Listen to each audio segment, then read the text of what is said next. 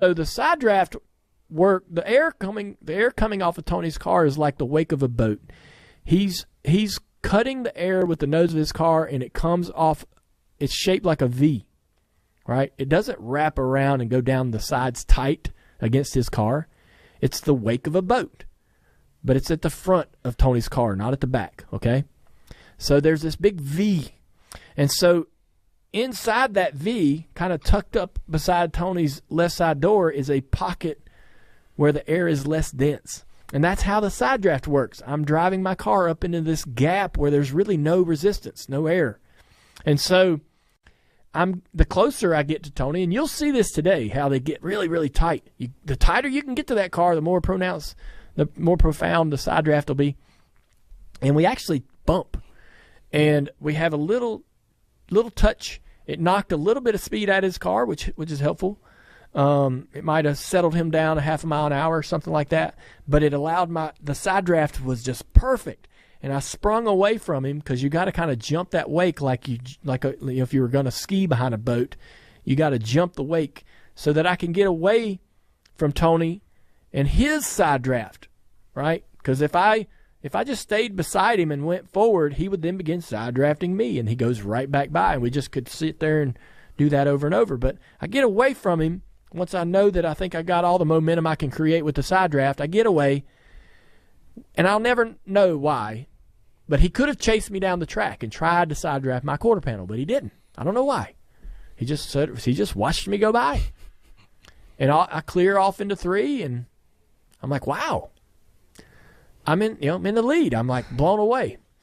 And so I love watching that sequence of probably 20 to 40 laps there where I'm messing with the throttle and trying to figure out how to make a run out of nothing, right, without another car helping me or anything. And I didn't think it was even possible for my car to do that. But me and Tony had the 2 strongest cars. Mine was a little bit better, and as soon as I got the lead, I knew that he was never going to have a shot. You could put a run on us. Yeah.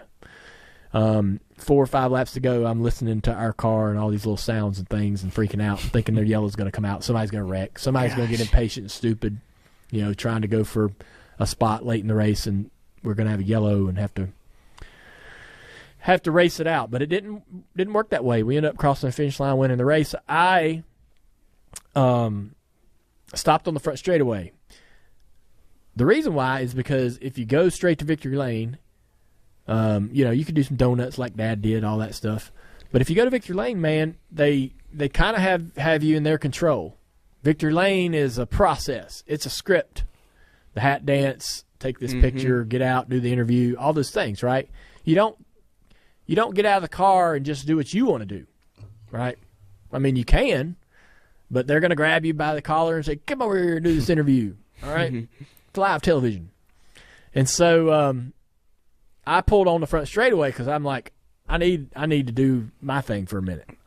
I got all this elation, right. Yeah, and it's like a cork. Yeah, and it's like champagne bottle about to explode, and I got to relieve this elation.